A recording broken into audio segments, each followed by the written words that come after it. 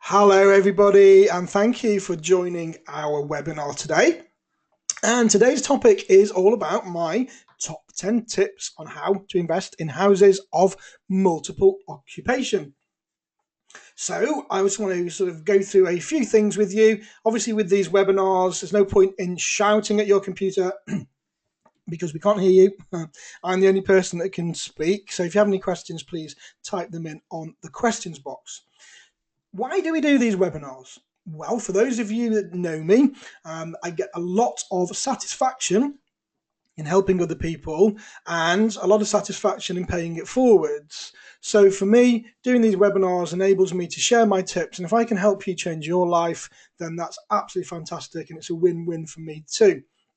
Now, as many of you will know, and if you don't, then if you have a look on Facebook, there's a great forum called the HMO discussion group, and that's my Facebook forum. And over several months ago now, we used to do one-on-one Skypes with people to help people grow with the HMO journey, and it became too popular because I was spending too much time really, and too much of my own time doing one-on-one individual Skypes with people. So then we decided, to make it easier, we'll put it out there on a webinar so then more people can benefit from our tips, which means we can help more people going forward. So that's a general topic of, of what we go through with all of the webinars, just helping people on their journey. And if you have any questions or anything like that, then just type them in and we can go through them. So a little bit about me. So that's me in the corner. I'm Rick Gannon, and my story is that I began investing in single-let properties in 1997, and we became accidental landlords. And that means that my wife and myself, we had a house, and we decided to sell it because we wanted to move, and we couldn't sell it, so we decided to rent it out. And we were fortunate enough that we were able to get a second mortgage so we could buy another house, and we became landlords. We didn't really know what that meant at the time, so we put our properties under management and became landlords overnight. And we also owned a chain of pubs. Now, we bought a pub and we traded it ourselves for 3 years and turned it into a really good business. Then we decided to rent it out to tenants. And during that period, we bought more pubs. So we eventually ended up with about 6 pubs and restaurants and clubs, etc. We got approached many years ago now, probably 8 or 9 years ago, by a large retail company that wanted to buy our pubs from us. So we structured a deal with them and we sold some to them, and we kept one, which we still own today. Now, we don't trade it. We've owned it now for nearly 20 years, and it brings in, a passive income, and we rent it to tenants. So we still own a pub. And I then decided to have a complete career change, and I became a police officer for 13 years. So I was a response officer, which for those of you who don't know what that means, if you dial 999, I was the person that would turn up. So we were, responding to emergency calls. Excuse me. So I did that for about 13 years. I was a temporary sergeant. I started off my career in West Midlands and in around Birmingham, then moved over to West Mercia and retired in West Mercia as a taser officer. And it was my job again, to go to all the response jobs. Now, had a bit of a paradigm moment when I was in the police, which led me onto my HMO journey. And it was February time. It was about 3 o'clock in the morning. And as part of a sergeant's job, a sergeant has to go to all sudden death that comes in, which isn't very nice, to inspect the bodies to make sure there are no suspicious circumstances. And I was at this particular job and I was doing just that. And it wasn't very nice. And this poor man had been lying there, undiscovered for several weeks. And I was, going through the motions, and unfortunately I had to contact his family over the phone, which I didn't like doing, but because of the time of in the morning, etc., it was the only way I could do it. And, it sort of dawned on me that there's got to be more to life. There's got to be more than what I'm doing. There's got to be more than all this negativity. And, I just didn't know what to do, didn't know how to get out of what I was doing at the time. I think many of you can probably resonate with that. Kind of felt a little bit trapped because I didn't know how else I could earn that much money and, sort of try and be happy with what I'm doing. So dealt with the job, came home. It was about 7, just after 7 in the morning. And I went upstairs to give my daughter a kiss. Came upstairs, gave her a kiss. She was all happy and bubbly, as she usually was, getting ready for school. And then went into my son's room. And my son was about 10 or 11 at the time. And I said, "Hi, Ben, how are you?" He said, "Not very good, Dad." I said, "Oh, right, what's the matter?" He said, "Well, I didn't sleep very well." I said, "Okay, what's on your mind?" He said, "Dad, I want to know why I can't play football like my friends." You see, Ben's got cerebral palsy and he doesn't have any use out of his legs at all. He can't use them, he's wheelchair bound. And that to me was a comment that I didn't know how to deal with. It was like somebody was hitting me across the face with a spade.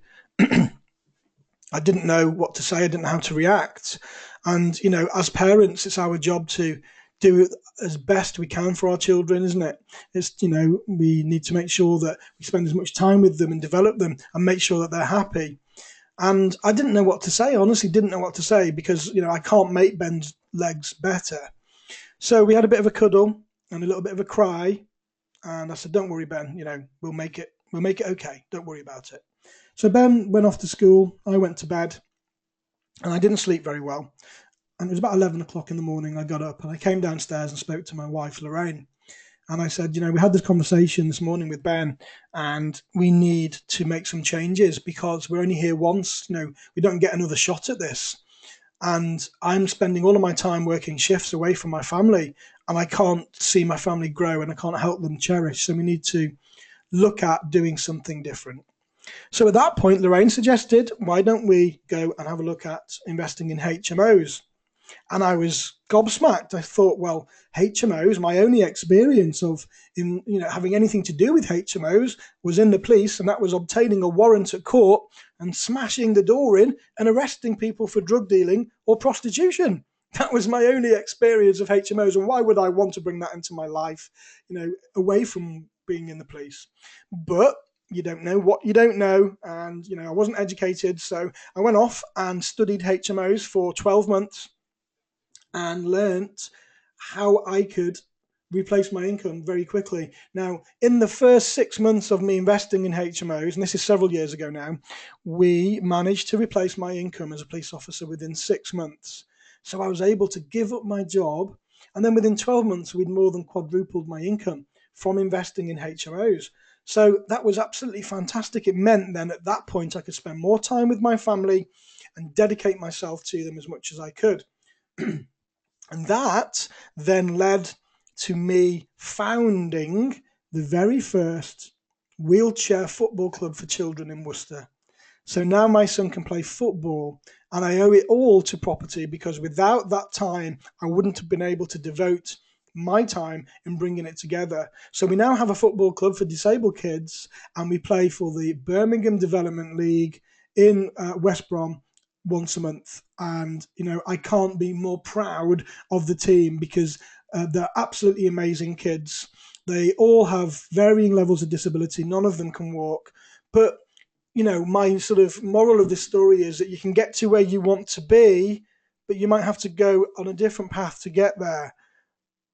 So I just wanted to share that with you folks to try and motivate you a little bit to say, if I can do it, we can all do it. And that was my motivation to invest in HMOs. And then from there, we have our own mentoring program now. And I'm also a coach and a mentor for Simon Zucchi's mastermind program. So we've moved on considerably. So folks, I'm going to share with you now a few tips and tricks and my strategy on how we've been successful with HMOs, how we've got to hundreds of thousands of pounds worth of turnover and, hundreds of tenants, over the last sort of 3 years. So my tips and tricks, hopefully, they are from me. It's how we've done it. Hopefully you can pick up a few things on the way. And, if you need any questions answering, then please get in touch and I'll do my best to get back to you. Okay, so my first tip is pick one strategy and stick with it. Now, hopefully, you're looking to invest in HMOs. That's why you're here. But if you're not, and if you're looking to invest in a different project, then maybe you should stop the slides now and look for training that fits you. Because I only teach HMOs, folks, okay? Now, I say don't be led by what others are doing. And what do I mean by that? Well, I call it the squirrel syndrome. Now, I don't know if any of you have seen the film Up, where the guy won't sell his house. Well, in that film, there is a Doberman dog, and it can talk. It's got a special collar. And the dog's involved in lots of conversations during the film, but as soon as a squirrel runs past, his attention is taken away and it's diverted into a different angle. So as soon as a squirrel runs past, he goes, "Squirrel!" and turns his head. And I call it the squirrel syndrome. So don't be led by what others are doing. Pick one strategy, which hopefully will be HMOs, get good at it, get better at it, become the master at it. And then at that point, when you've got to where you want to be or you've reached your goal, either do it again or then change your strategy. But don't do it before, because multitasking is the best way of doing several things badly. I'm going to say that again. Multitasking is the best way of doing several things badly. Okay? So don't be taken by what others are doing. Let them do what they want to do. Do one thing, get good at it, do it again, and then when you get to where you've reached your goal, at that point, you can start looking at changing your strategy. Okay? Get good at what you do. If you don't take anything else, folks, from this, please just take that. Pick one strategy, do the one thing. Become a master in your chosen field, and then you can pay it forward and help others do the same if you want to. This will pay dividends in the future. Trust me, folks. I was going to do everything. When I started investing, I was going to do flips. I was going to do commercial to residential, serviced accommodation, everything. I wanted to do the lot. But very quickly, when you become consumed in your first deal, it's very obvious that as soon as you make money from it, you think, wow, you know what? That wasn't so bad. That was quite easy. And now I'm making all this money. I don't know why you'd want to change. So get good at what you do and just do it again. Okay. Now, lots of people say to me, yeah, that's okay, but the market is saturated. Well, let me tell you something. The market is not saturated. Okay. There are deals everywhere. You've got to get out there and look for them. Now, just because you got told no today doesn't mean you're not going to find a deal tomorrow. Houses come on the market all day, every day. But you've got to make sure your funnel is open and you've got a strategy out there, and we'll talk about that in a second, in order to get those houses, or deals as we call them. Okay, so the market is absolutely not saturated. People's motivation changes on a daily basis. And I just want to tell you, folks, that this is absolutely not a get-rich-quick scheme. Okay, you will not become a millionaire overnight by doing what I teach you to do. I want you to be aware of that. I'm not saying to you, by what you will learn from this webinar, you can go and action it, and by this time next week, you can give up your job, because you can't. All right. Now, I am very ethical. Values are honesty, integrity, etc. Now, I'm not going to tell you you're going to become a millionaire, because I can't guarantee that for any of you. But you get out what you put in. Okay. Now, if you work really, really hard for the next 12 months, then yes, absolutely can replace your income. But you're going to have to work hard. It's not going to come falling at your feet. You're going to have to get out there and probably work harder than you've ever worked before. But then when you get to the point when you don't need to do it anymore, you've got it for life. Okay, so it will pay forwards, and you can use it as a pension pot and a legacy to leave to your children. But it's not going to happen in a week or 2 weeks. You need to make sure that you stick with the program, and you need to make sure that you follow what I call my recipe, and then it will help you replace your income. But it's not a get-rich-quick scheme. Okay, so let's go on to our next tip. Pick your area of investment. Now, it's very important. You need to pick the correct area. And I would say don't venture too far out, okay, because it might prove difficult in the future for you to manage your property. So when I started investing, I was going to invest in Glasgow and in Newcastle and Warrington and Chester and London. But very quickly, unfortunately for me, my first deal was not too far, probably about 40 minutes away from where I live. And it became very evident to me that that would have to be how it was going forwards, because HMOs are not passive. Okay, so when you hear people saying, replace your income in a day with a passive investment of HMOs, it's not going to happen, folks. Okay, HMOs are not passive. What we can do is put the systems in place to make them as passive as we can. But you're going to have to spend a little bit of time, certainly at the beginning, investing in your investment. You need to put the time in, and you need to learn your trade. Now, when you've got an empty house, it's very time consuming because you have to come back in two, showing people around until you fill your rooms. And then if you get your systems in place, it can become relatively passive, but it's never going to be a hands-off investment. Okay. Now, I know I'm telling you all the bad things that could go here, but it's really important that you understand that, you're never going to get 100% passive investment from property. It's never going to happen. Okay. So make sure that you pick your area properly. Make sure that it's close to where you live. Now, I would say no more than 1 hour away. And that's probably at the very furthest point, at the far, extreme. I would have most of my investment within that hour traveling time. You need to check the rental demand of the area. There's lots of ways you can do this. You can do it on spareroom.co.uk, which is my preferred platform. And on Spareroom, there is a facility for you to check rooms available in that particular area and rooms wanted. And as long as the rooms wanted are more than the rooms available, then it's a good basis to start looking in that area. So we use spareroom.co.uk. You can also get in touch with local agents and ask them what their thoughts are, and start reading investment magazines such as YPN, and they've got the back of their local room rental values, etc., which also will help you choose your area of investment. Now, this is very important, and I don't really break this down too much on this webinar, but we've done this on several others. So if you want to check back and have a look at other webinars that we've done. Now, you need to make sure that you're aware of the local legislation when it comes to HMOs. Now, some areas have what's called Article 4 direction. Article 4 direction takes away permitted development rights from a normal dwelling house, which is a C3 planning category, into a small house of multiple occupation, which is C4. So areas that have got Article 4 have taken that permitted development away, and you can no longer convert a house into a HMO unless you apply for full planning permission. So you need to be aware of that. However, if the property is already a HMO and it was a HMO before Article 4 came in, or they've applied for planning permission and they have been successful, then it can, of course, be a HMO. So if you're looking in an Article 4 area, I would suggest that you target existing HMOs and market to the owners of those HMOs to see if you could buy them, because they will already have the correct planning.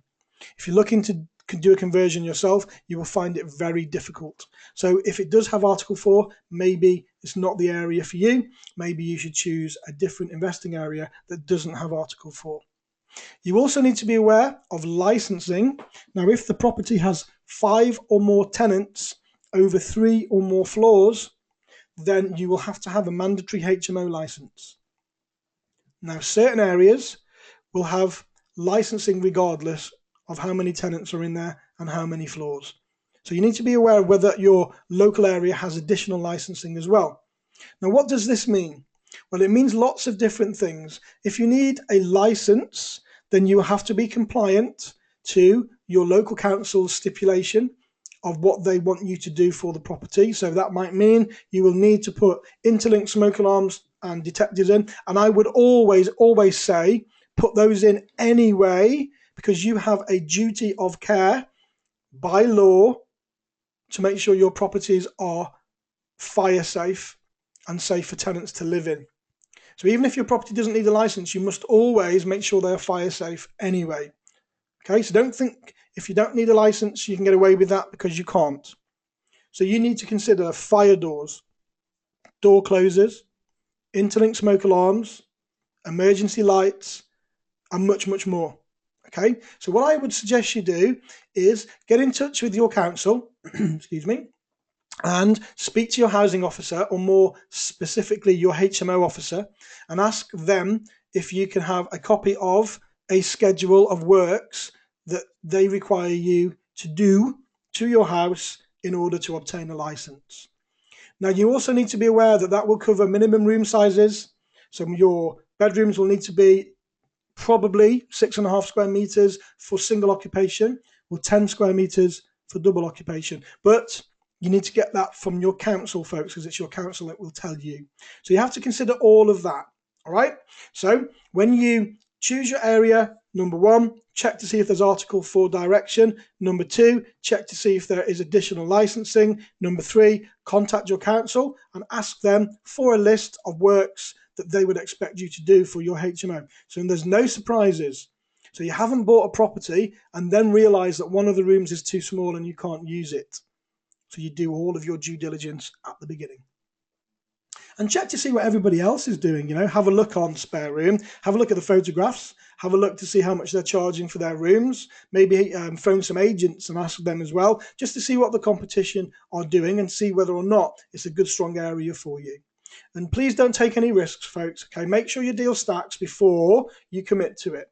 And that's before either you buy it or you do a rent-to-rent or a lease option. And if you're not sure what those are, then please visit some of our previous training programs where we discuss that in more depth. Now, what is the local employment? How easy is it going to be for you to fill your rooms? So, is there a local university if you're going to go for students? Is there lots of factories and sort of blue-collar workers? Is it close to hospitals, etc.? So you need to make sure that you're also close to public transport. So if you're in the city, great, you're going to have good links to train stations. So if people are working out of your area, it's going to be easy for them just to hop on a train and travel to work.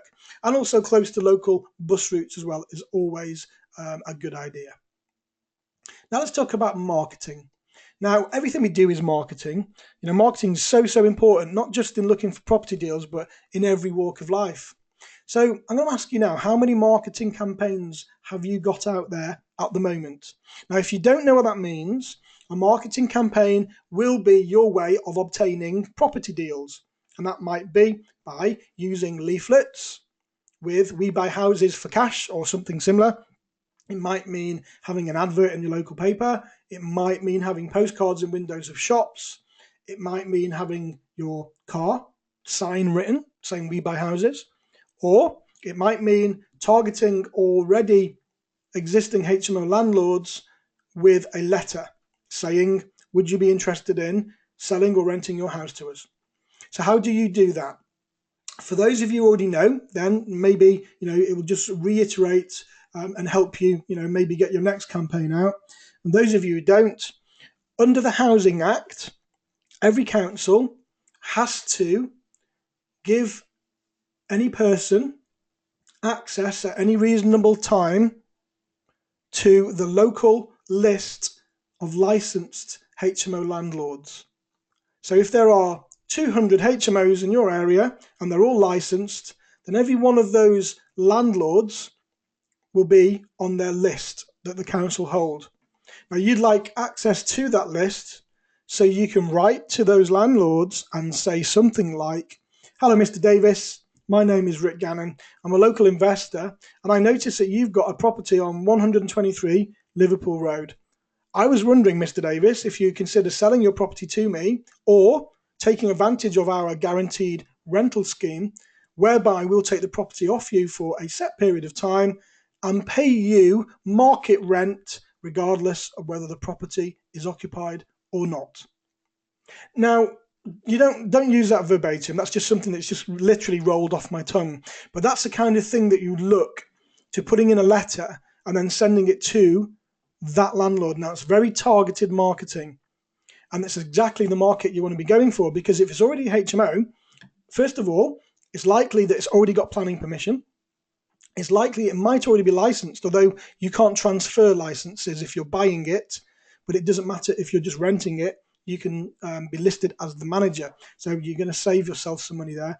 It doesn't need converting because it's already HMO. It might need a little bit of paint. It might need decorating somewhat, but your initial cost has already been outlaid by the owner. So that's really great targeted marketing. Okay. So back to my original question. How many marketing campaigns do you have at the moment? And if the answer is 0, well, you're not going to get any deals. If the answer is 1, great, better than 0. 2, even better. 3, bang on. And we're going to talk about marketing in a minute. So what we say to you is have 3 areas. Don't just pick one. So have your main area and 2 other areas that you'd like to invest in. Your main area number 1, you send out your letters. And then your main area number 2, you send out your letters, and the same with number 3. By the time you've got to number 3, number 1 will be ready for your second campaign. So we want to be sending them out every month. So you've got 3 campaigns out all the time, okay? So make sure you've got those letters out, because if they're not there, if they're not out, they're not going to come back to you. You're not going to get any deals. My next question would be, are you actively following up on your leads? So when you get somebody that does say, yeah, you know what, Rick, I've got your letter and I'm really interested in what you've got to offer. How are you following that up? Now, don't let your leads go cold. Even if they say, look, I'm really interested, but, it's just not the right time for me. Even if that's the case, put them in your follow-up box and make sure at least once every month you call them back, because that's going to put you at the top of the list. Even if they have lots of people sending them letters out on a daily basis, if you actively get involved and try and contact them and make contact with them, then it will put you at the top of the list. So you need to actively follow up on every deal. And we've had several deals that we thought were dead deals that have turned into brilliant, brilliant properties because we followed up consistently until the point where the landlord said, you know what, I'm actually ready to do this deal now because, things aren't going that well for me. So make sure you follow up, folks. And don't forget, it's all about the numbers. And we spoke about this earlier, to get your deals, you need to have, you need to cast your net. You need to make sure your net is out there all the time. Okay? Revisit the sales statistics slide. Now, if you haven't already seen this, don't worry, because I'm going to show it to you now. Now, buying property is a sales and buying process, okay? And making sales is all about building relationships. And they say 7 contacts usually before you can get a sale. And that's about building and establishing a relationship. So making sales is all about the relationships, and you will make more sales if you contact and follow up with more people. All right, so get organized. Now, this is a great sales statistic. I'm going to share this with you, and this has come from the National Sales Executive Association. So this is real. It's not something I've made up. Now, just look at these, folks. You may have already seen it, but if you have, let's go through it again. 48% of salespeople never follow up with a prospect. So I would ask, what's the point of doing it in the first place? Almost half never even follow up with a prospect. 25% of salespeople make a second contact and then they stop. 12% of salespeople only make 3 contacts and they stop. Only 10% of salespeople make more than 3 contacts. Only 10%. It's crazy. Now let's look at the flip side. Only 2% of sales are made on the first contact. So very, very little. And I would say that's probably more luck than judgment. Only 3% of sales are made on the second contact.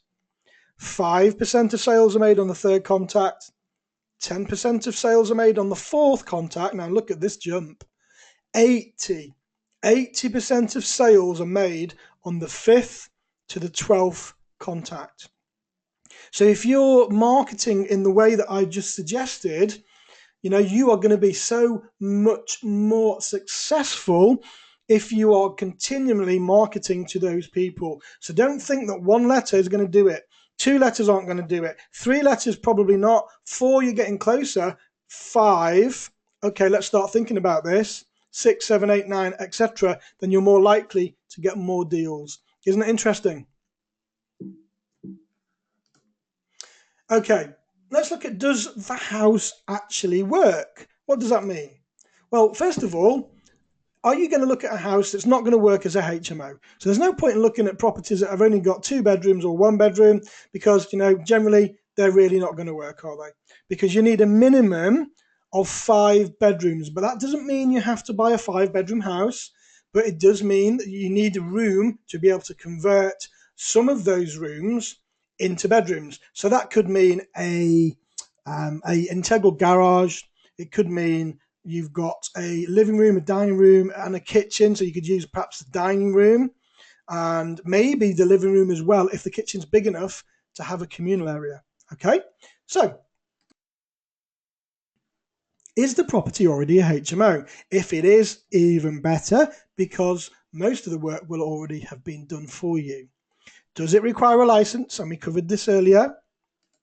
Does it require planning permission?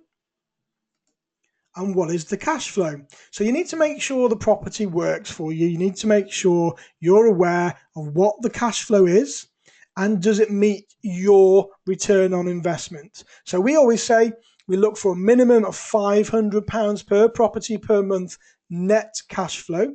And we want to make sure that every property stacks back to that. If it doesn't, then we won't do the deal. Okay.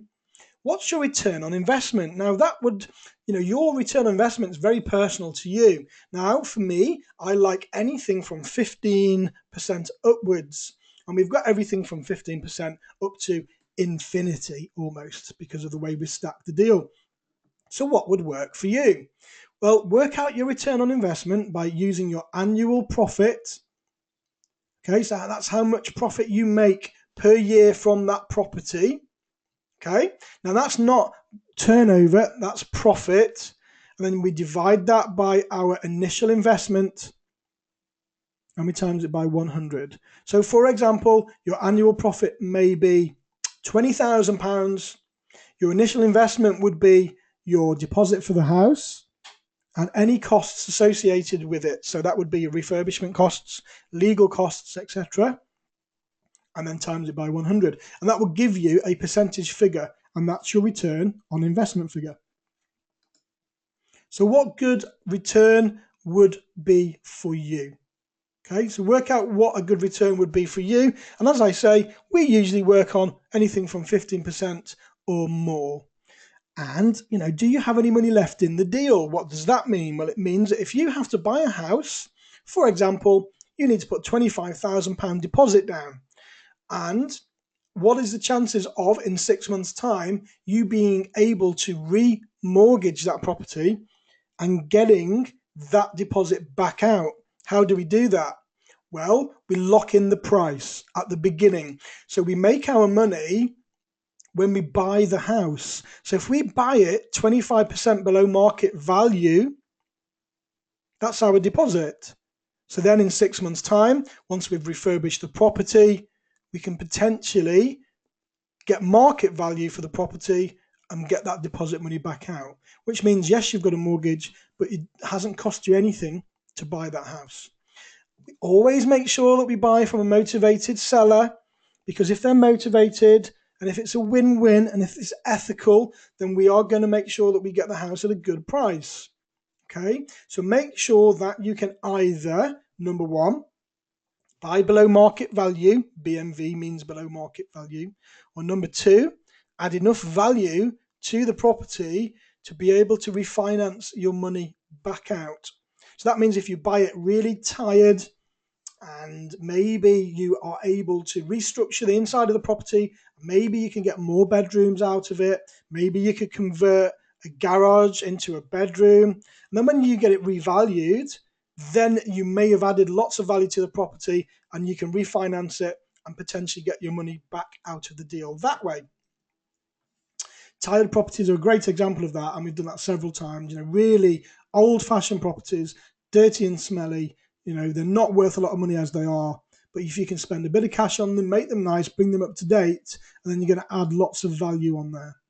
And, now is an absolutely fantastic time to attract motivated sellers, because if you look at university properties, well, all the students are housed, depending on which time of year you are, but it's always a great time to attract motivated sellers because people's motivation changes through time. And, they might not be motivated on Monday, but by the end of the month and on, maybe 4 weeks later, their circumstances may have changed and their motivation may be higher. So that comes back to your active campaign. Don't become a motivated buyer. And because, people are out there saying, well, I'm desperate to replace my income. I need to make sure I do this. I've got to get the deals.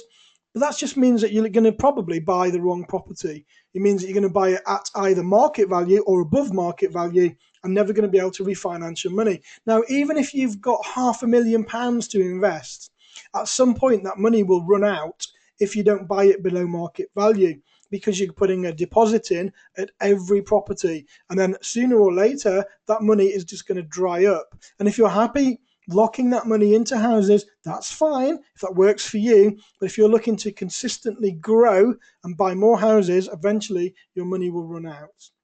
It's not a race, folks.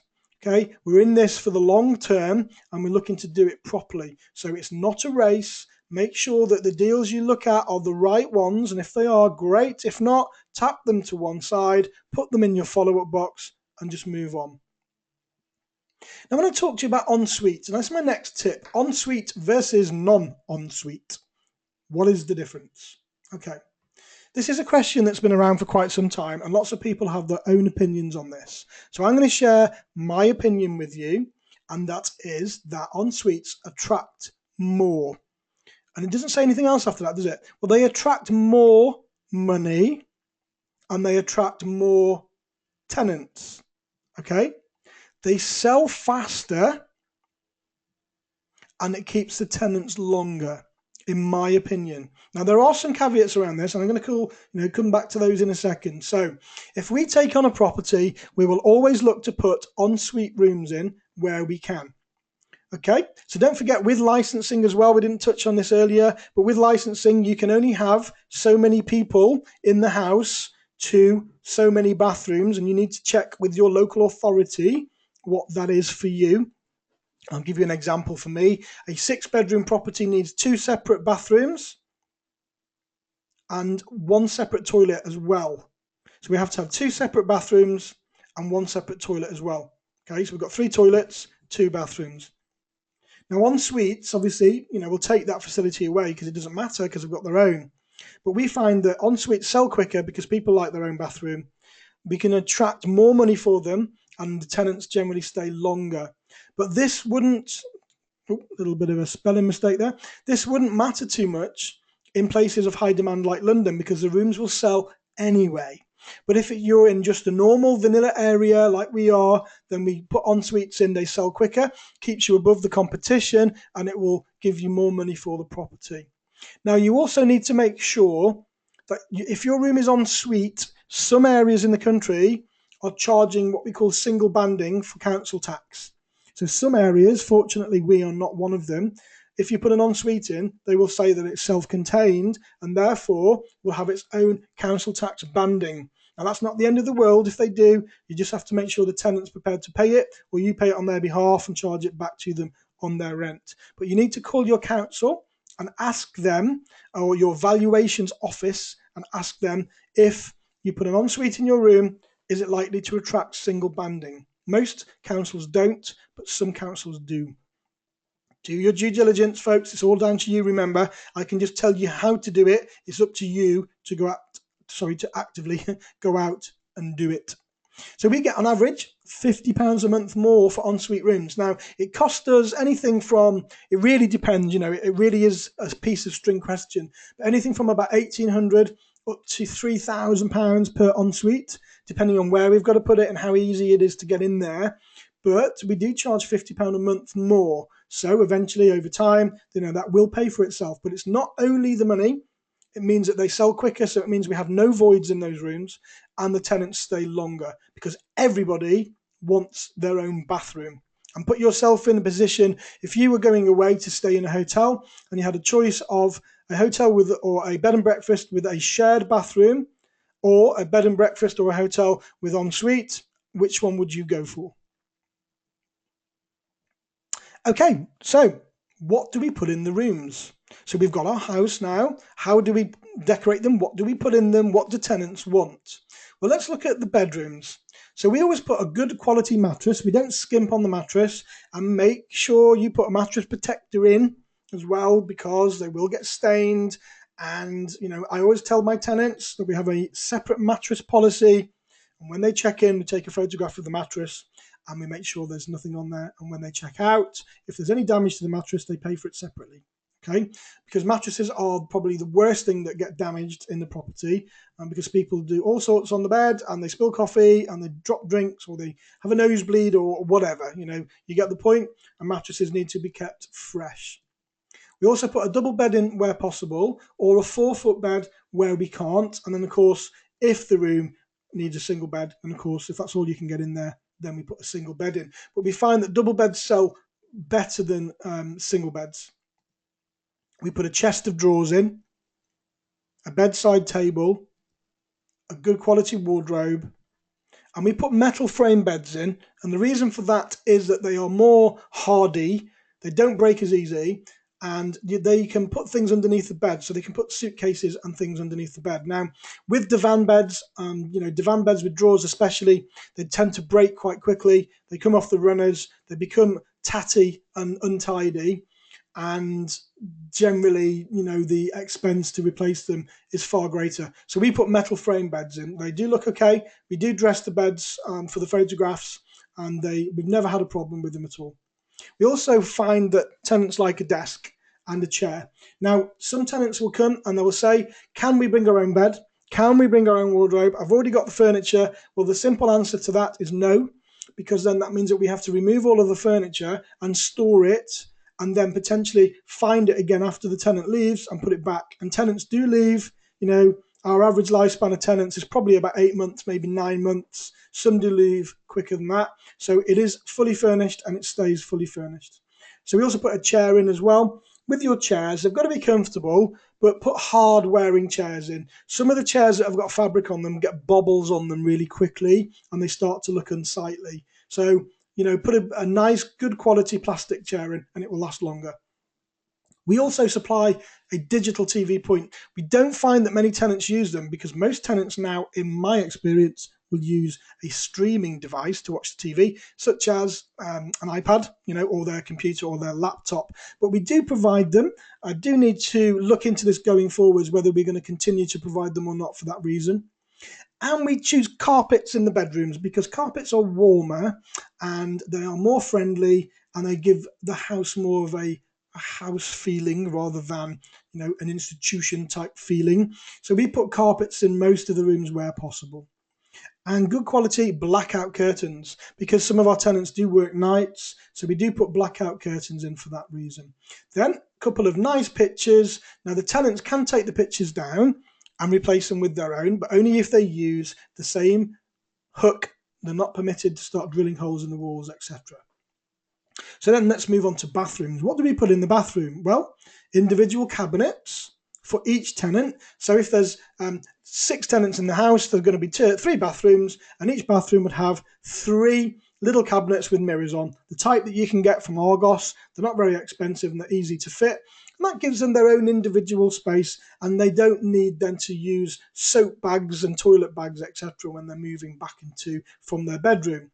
We always put a bin in there as well, because otherwise you'll find that they'll end up chucking toilet rolls on the floor, an empty shower, gel bottles, etc. and it'll just be a mess. So we make sure we put a decent sized bin in there. We always put, I say bath mat, the kind of mat that I mean, the nice colourful mat on the floor. And that really is just to soak up any water when people get out the shower, and it'll prevent any damage. And sometimes if the shower door or curtain, if it's a curtain, starts to leak, then sometimes it goes on the floor and it can get under the floorboards and cause a leak. So the bath mat will soak up most of that water. But if you do put one in, make sure that it's washed regularly, because tenants tend to just leave them until they go black and then they look unsightly and terrible.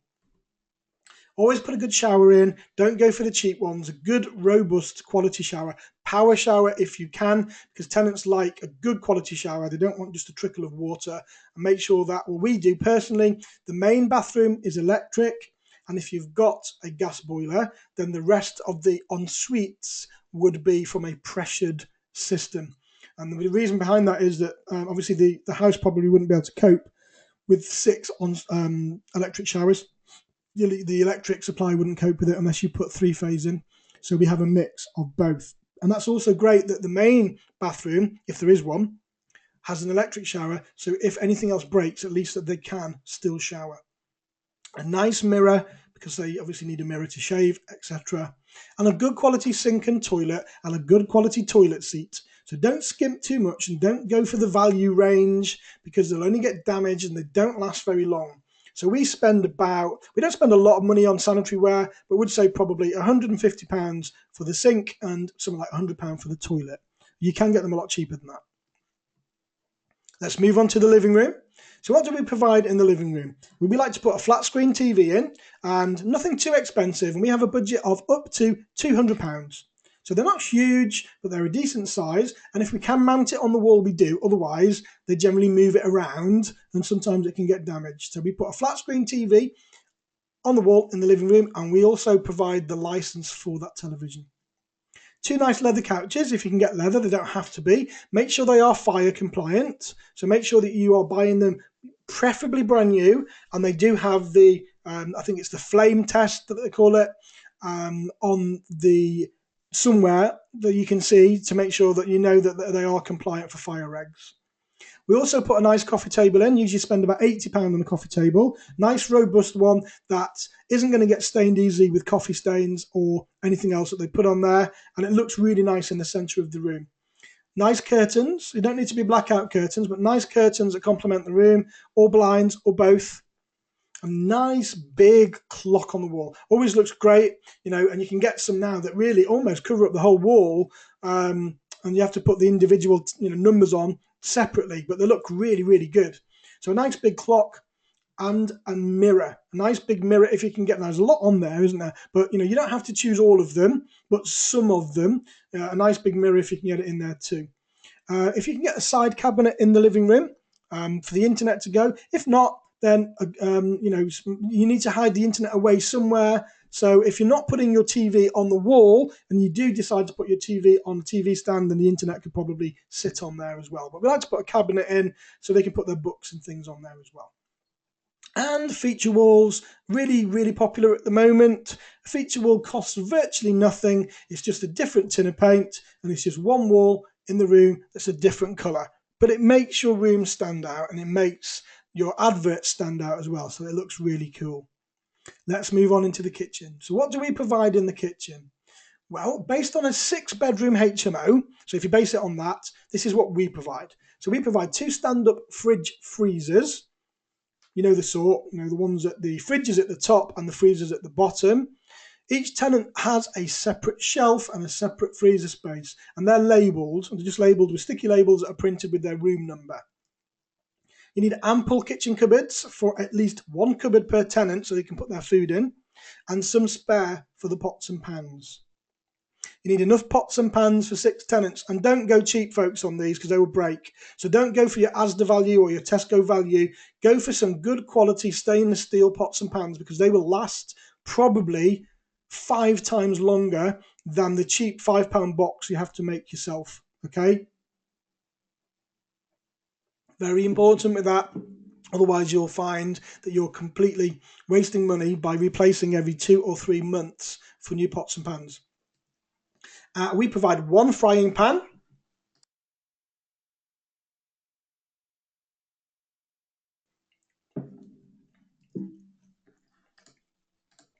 one wok, and again, make sure it's a good quality wok.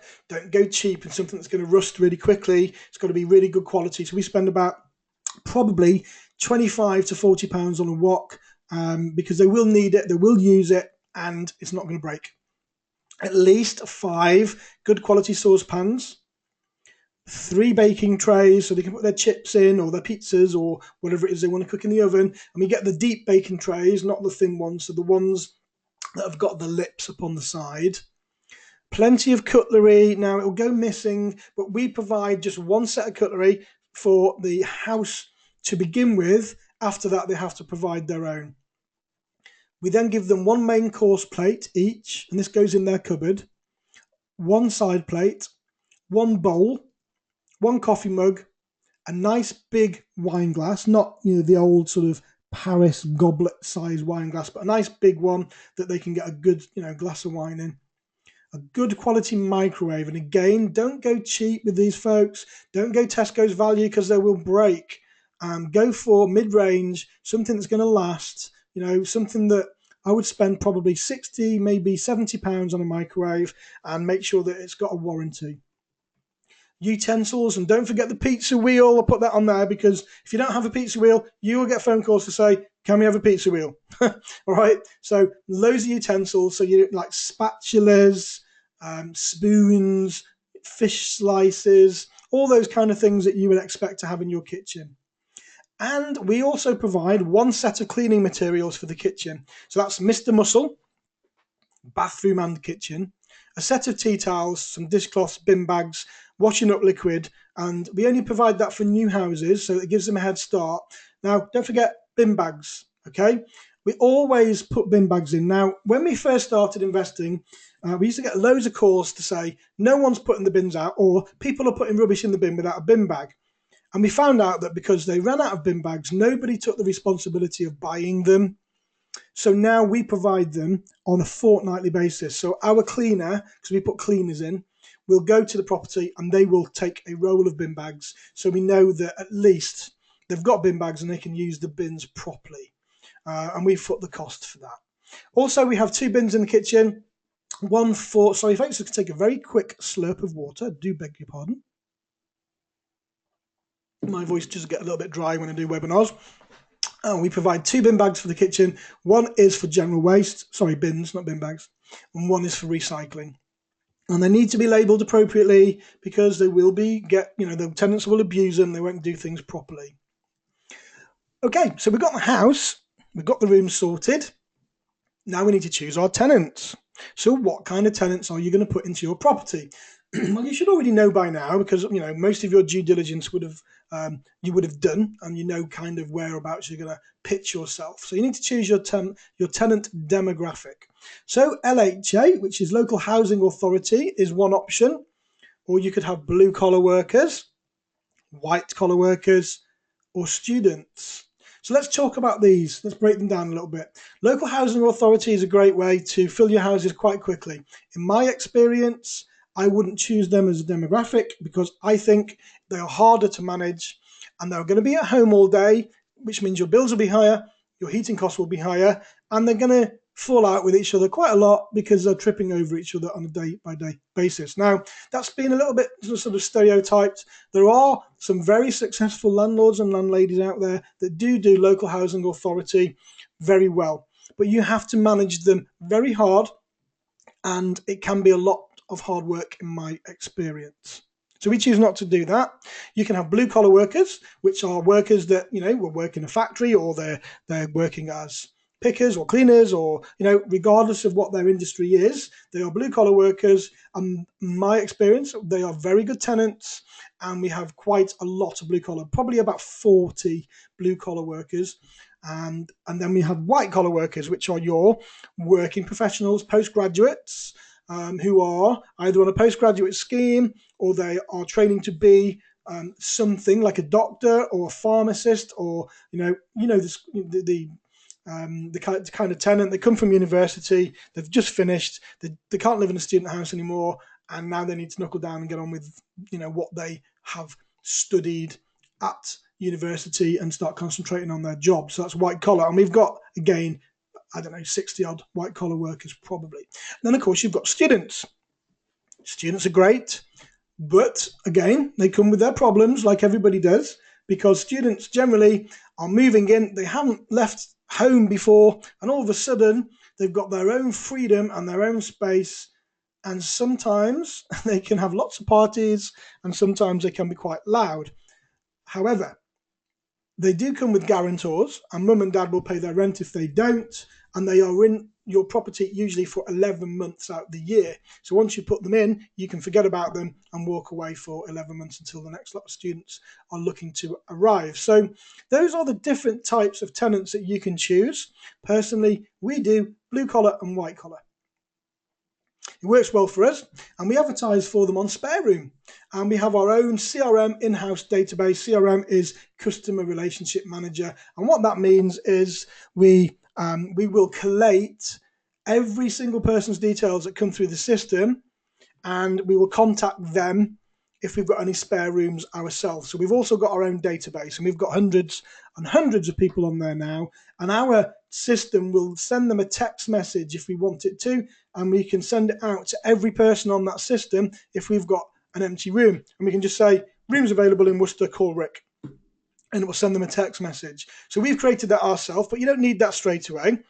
So you can go on platforms like Spare Room and advertise your rooms on there, which is where we get most of our tenants from. So this is for us, okay? Now it's quite a big paragraph for you to read. Any prospective tenant has to go through our vetting procedure before they get a viewing, because we don't want to waste our time. And when they apply online, they have to answer about 14 pre-qualifying questions. This then gets sent directly electronically to our office diary, and then we can read it, and that's all automatic. If we feel that they are suitable, then our lettings team will go and do the viewing. The tenant will get a reminder automatically by a text message and an email 2 hours before the viewing, and they have to reply to that. If they don't reply to it, we don't turn out to the viewing because we're going to waste our time. It saves us loads of wasted time and effort. But that's the systems that we've put in place, and you can put your own systems in at this point. But as long as you make sure that you do your due diligence at the beginning rather than the end, because there's no point in doing it at the end. And if you get to the property and the tenant's not suitable, then you've wasted your time. So we want to make sure they're suitable before we even go to the viewing. If the tenant wants a room, we then do the right to rent checks. Okay, as everything from this point is online, and we won't be seeing them again until they check in, because all of our systems are in the cloud. The tenant then will fill in a reservation form from a link that we send them via a text message. They'll pay our administration fee, which is usually £150, and then we send them all the documents that they need for signing online. So everything we do is all in the cloud, and we don't use any paperwork at all. So folks, you need to make sure that you conduct as much due diligence as you possibly can on every applicant. So you will need references from their employers, references from their current landlord, and if possible, their previous landlord. Because if they're bad tenants, their current landlord is going to give you a pretty good reference, aren't they? Because they don't want them in their property. So what we try and do, if we can, it's not always possible, but go back to their previous landlord as well, because they will tell you warts and all. And they will give you a more unbiased view of what the tenant was actually like. So you need to make sure that you credit score them to make sure they haven't got any bad debt. And we use this link here called lettingref.com, and it's a pay-as-you-go service. It's about £11 per reference, and it will give you a really good idea of whether the tenant has been taken to court and they've got county court judgments, etc. And it's a really good point here. Make sure you Google search your tenant and check Facebook if you can. And you might be surprised on what you find. So, you will find that if your tenant has said to you that they don't have any criminal records, but then you Google them, if they've been arrested and charged with any offence, usually the local paper will have picked that up. So the local paper will have a list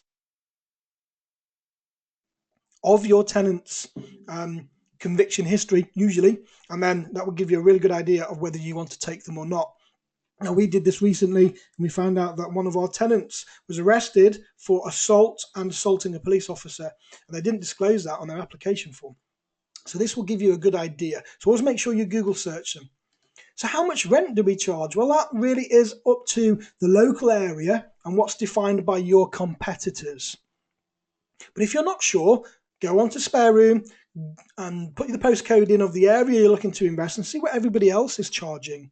That will give you the best idea. Also, YPN magazine, Your Property Network magazine, publish local rents every month at the back of the magazine. And that will also give you an idea of how much you can charge. You can also get in touch with an agent, and agents will give you a good idea as well. Personally, we don't take deposits. Now, that's something that is entirely up to you. I'm not saying this works for you, but it works for us. Okay, we find that it puts us in front of any local competition, and it makes us more affordable for the tenant. So we only take working professionals. It's never caused us any problems with damage. We do take a guarantor though. So if the tenant doesn't pay, we can fall back to the guarantor. We also charge an administration fee, and that ranges between £60 and £150 depending on the property. That's non-refundable, so we do get that to cover any damages. Depending on the size of the room, will dictate the amount of money that we take from them, and also the time of year. So now we're coming depending on where we are, if we're coming into a quiet time or if it's really busy, then it depends on whether or not we have got a lot of vacancies. If we do, then we might knock the administration fee down as well in order to attract them to the room. The fee is for advertising the room, advertising costs, staff costs, referencing costs, and of course the cost for the agreements, etc. So that's why we charge fees. We don't do direct debits either, okay, because it would cost us too much money, because if you do direct debits for your rent, they will charge you per person. So all we do is simply set up a standing order, which is free, with the tenant when they check in. So then that means that they pay on the first of the month, every month. All of our tenants pay together, so we're not chasing rent in the middle of the month. We know that on the first, all the rents should be in. And it's really easy to manage non-paying tenants that way. So maintenance, let's talk about maintenance a little bit. You need a good maintenance policy. So when the tenants check in, they need to know what they are expected to do in the event of any maintenance issue. So you need to write something out, make sure that's in the house folder with all of the documentation so they can read it. And typically if it's an emergency, you need a quick response. If it's not an emergency, then within, let's say, a day. And if it's just routine, it's not something that really matters, then within a week or something similar. Now we have a very simple maintenance procedure.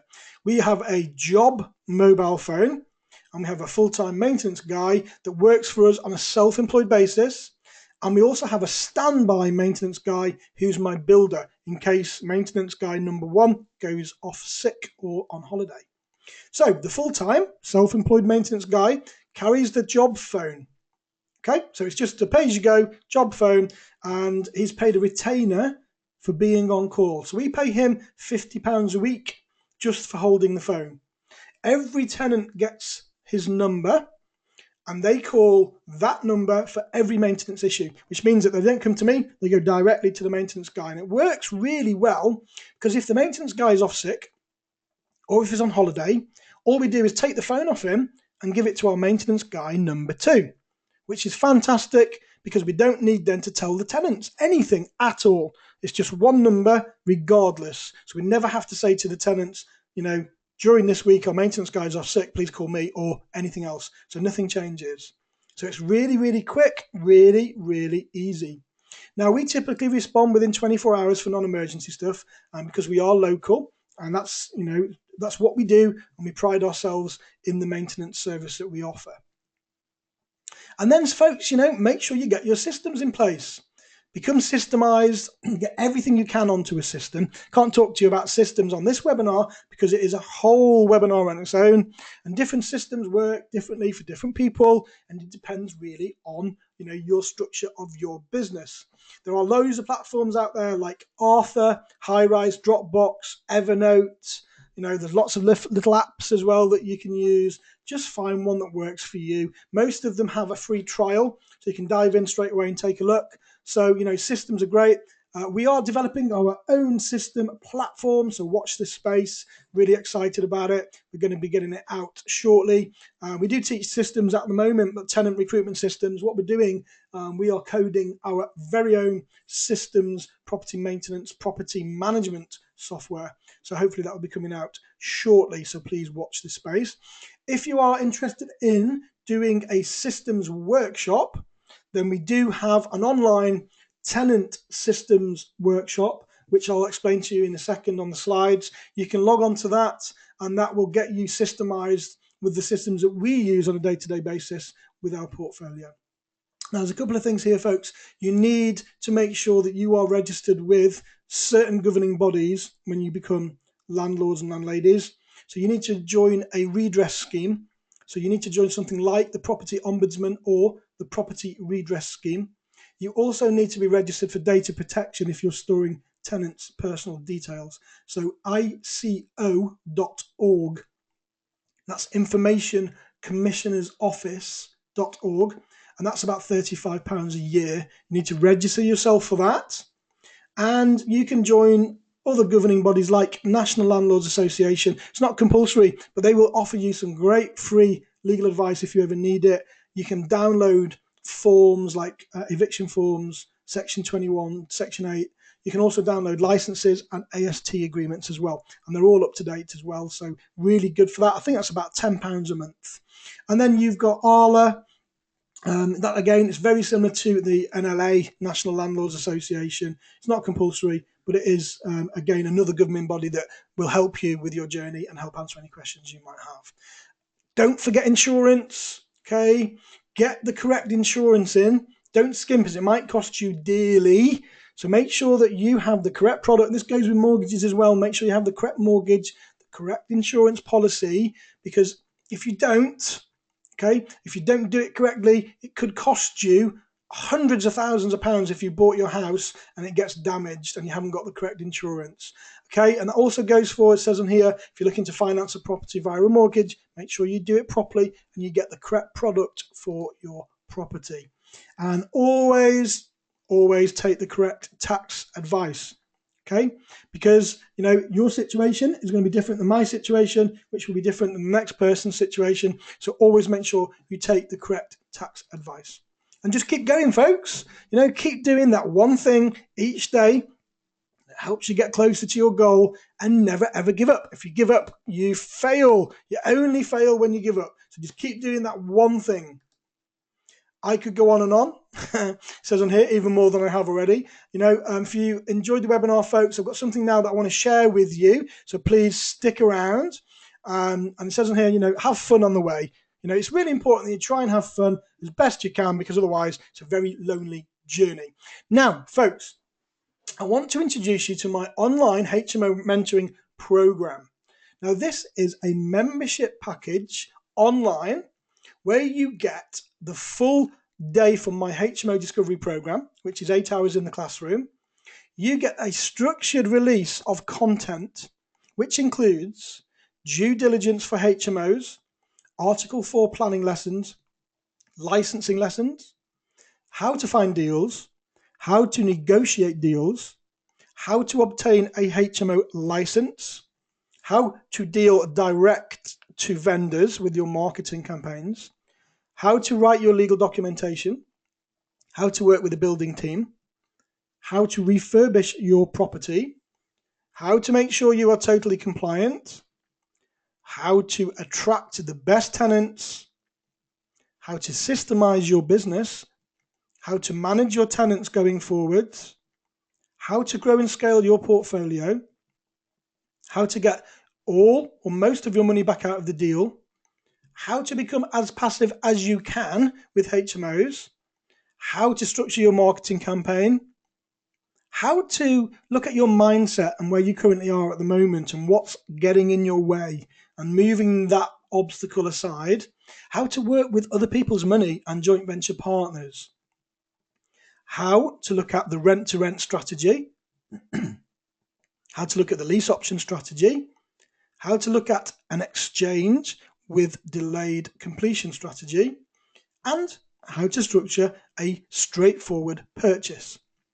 So we cover all of that, folks, with mindset, full education program, Housing Law Act, eviction of non-paying tenants, and you also get a live monthly webinar with me to discuss anything that's going on in your journey at the moment that you need help with. And you get so much more. It's released slowly. So these are all videos, very similar to the training program that you're looking at now. It's me teaching you all of this, and it gets released slowly upon completion of the previous modules. So every 30 days, you get the next module, and then the next module, etc. And the benefit from this is that you can learn anywhere at a time that suits you. So you don't have to give up a day out of your busy life to attend the classroom. You can watch it on your phone, you can watch it on your computer, you can watch it on your iPad. So it really is that flexible. So you can design it and you can go at your own pace. You can revisit old content as many times as you want to. You can pause, you can rewind, you can fast forward, etc. You also have online support from me via a private members Facebook group, all part and parcel of the service. And we also give you what we call an accountability partner each month. So each month I will delegate other members on the program to contact you at least twice during that monthly period to help you go forwards with your journey. So what's the cost? Okay, so you've got all of that. I mean, it's a huge package. Online access to a private forum, structured mentorship exactly how you want to. The equivalent cost, folks, in the classroom for this, we were charging £7,000 per year. And that's good value. That's a classroom cost. You can get the online mentoring for only £189 a month with no contract. You can drop out at any time if you feel it's not for you. Anytime at all. Okay, however, we have got an offer for all of our webinar guests, okay? And this offer is open only until 11 p.m. this evening, okay? So after 11 p.m. this evening, the price will go back up to the full price. What is the offer? Well, the offer is, folks, £100 a month. Just £100 a month with no contract, okay? You can get that tonight before 11 o'clock, which works out at just £3.22 per day. So if you'd like me to mentor you in property, you can get that for £3.22 per day. Now, that is cheaper than a cup of coffee per day, and you can get to change your life by investing in HMOs for just £3.22 a day, folks. Is that a good deal, or is that a good deal? You got to take action though, folks, like anything. Okay, so if you're an action taker, we want you on the program. We want to be able to help you change your life going forwards. This is a reservation link, okay? I don't think you can actually click on this. You might have to type it into your web browser, rickgannon.com, okay? And it will ask you, you need to click on the HMO mentoring program, and it will ask you for a coupon code. Where you see the coupon code, if you type action, it will discount your monthly fee to £100. So it'll take £89 off your monthly fee every month. But that is only open, folks, until this evening at 11 o'clock. So we've just slightly gone over. We're about 13 minutes over. I really hope you enjoyed tonight's webinar. We have got absolutely loads of webinars that we are going to be doing again in the future. We've also done quite a lot, of different webinars in the past. So if you've enjoyed today's webinar, folks, please let me know. Get in touch. Let me know what you think. If you've got any ideas or any suggestions going forwards, and of course, let me know too. Really hope you are going to come onto the program. And if you are, look forward to seeing you on the other side, if you like. And I say, folks, that the code will be up until 11 p.m. this evening. So thank you all so much for listening, and hopefully speak to you all very soon.